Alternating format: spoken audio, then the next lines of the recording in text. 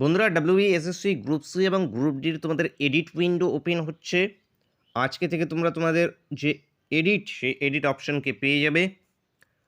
দেখো 3 তারিখ থেকে 8 তারিখ পর্যন্ত তোমরা এডিট করতে পারবে তোমাদের নাম, date of birth, gender, medium, photo, signature এই সমস্ত কিছু এখানে তোমরা এডিট করতে পারবে। এডিট উইন্ডো ওপেন হয়ে গেছে। পরীক্ষা আশা করছি তোমরা সকলেই জানো যে গ্রুপ সির পরীক্ষা 1